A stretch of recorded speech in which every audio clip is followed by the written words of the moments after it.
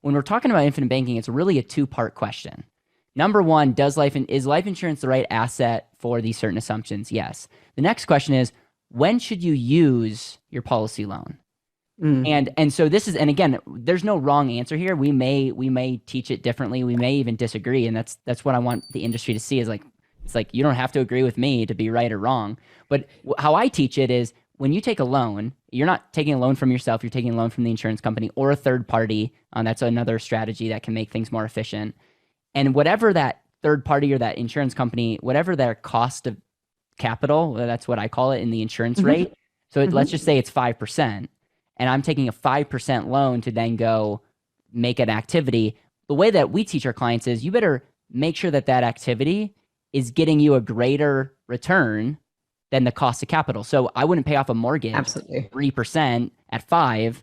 It's like that, but at a 7% rate, or if I have a debt at 7 and I'm able to pay a 5, that's a 40% on my money. Or if I'm able to take a 5% control cost and invest in a syndication where I'm earning 12, that's 140% on my money. My money's in my policy, but it's costing me, it's a leverage point. So I want to hear how you guys explain it, because there's a lot of different ways that people explain it. I think some people are like, I should just run my expenses through my policy. And that's another thing that I hear taught. And I'm like, man, we got to go deeper, because I think some people don't think about how they use the policy and the math behind it. And as a result, it's that baby step number one, getting the concept. Then the step number two is the actual strategy of efficiency. Yes. Yeah. Yes. And I think I even say it so often to where Carmen was like, just stop saying that. Stop saying when you borrow from your policy, you're not borrowing from your policy. You're leveraging the insurance company's money to get a loan from them while your money sits there. That's exactly the way you said it is exactly the way we teach it. Yeah. And also, even in the beginning, when you first start your policy, you don't want to borrow money from your policy and pay something less than 5%. Now you can do that much later you can do that because of how much interest you're able to redirect back to yourselves after years of working seasoning your process. Yeah, seasoning. But in the beginning, what we recommend is when you borrow your money, only leverage against something that is 10% or more. So if you have 20% credit card debt, there you go. Boom. There you go. Perfect. Yeah. And it literally, we don't want to be redundant. We say the exact same thing because it has to make sense. It doesn't make sense for you to get a loan if you're not going to make money with it. And with the whole world of investing, we know that it's all about making money. It's all about leverage. So all we're doing is cutting out the bank, cutting out somebody, right? And when we're creating leverage for ourselves within our policy.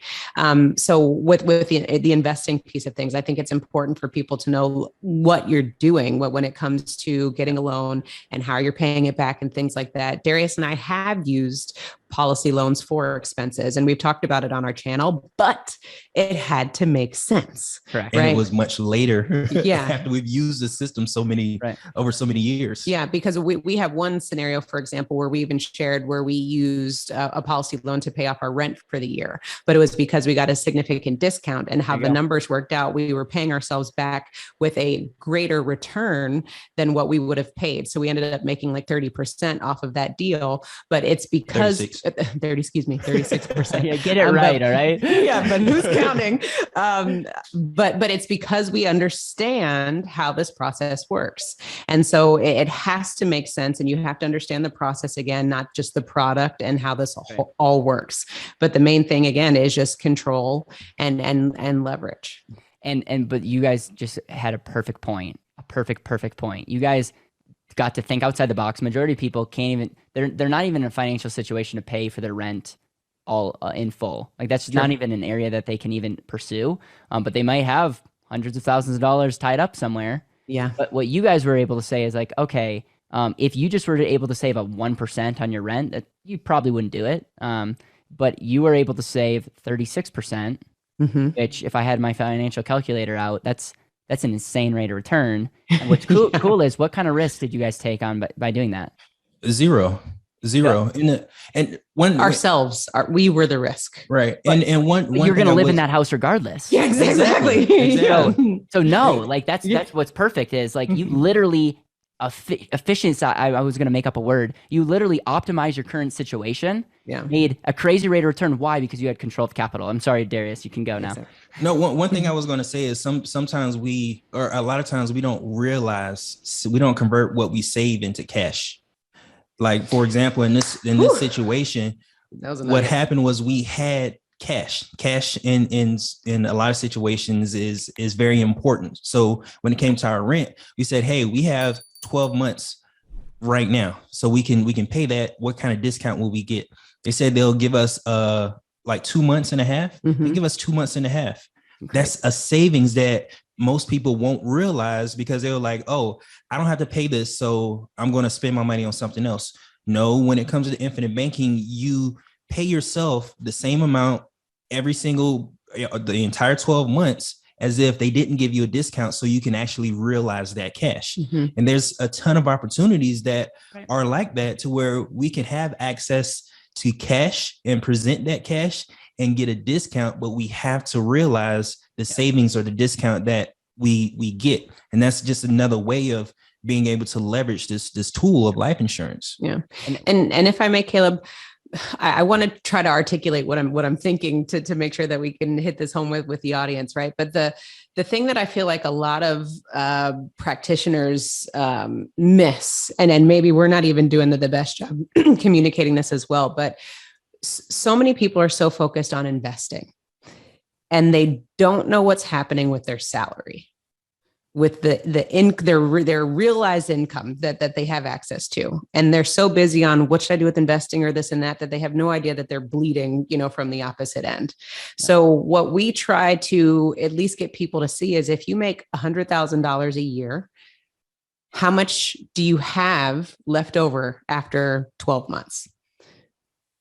0, 10%, 20%, whatever it is. How much money of that capital do you have from your income? And all we're trying to do is to teach you a process that's going to allow you to keep more of your money. Yeah. Done. So it's just about now, next year, can we keep 30, 40, 50%?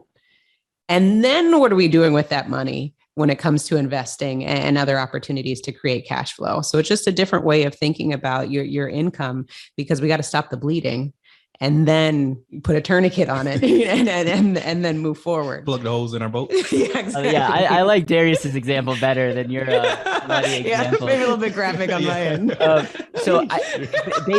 I'll just say again, you said something very early that will probably be the title of this video if infinite banking doesn't work. And I'll just go back to the rent example, and I'm actually going to give Dave Ramsey a pat on the back here. So be ready.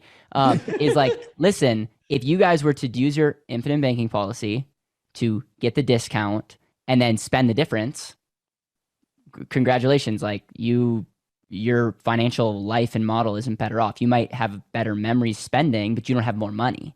Yeah. So that's what's very, very important. The same thing about paying off your house, like, kind of deal. It's like, all right, like, you could pay off your house, like, and you could behavior wise could bankrupt yourself, kind of deal.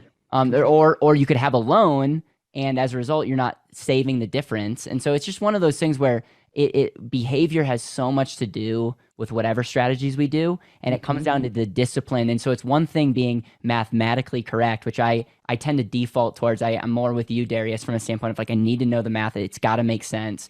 But at the end of the day, we could be the ultimate losers if we have the most mathematical, making sense policy and strategy that no one does. And so as a result, you might have the most efficient plan that you're not utilizing, which just makes it not optimized.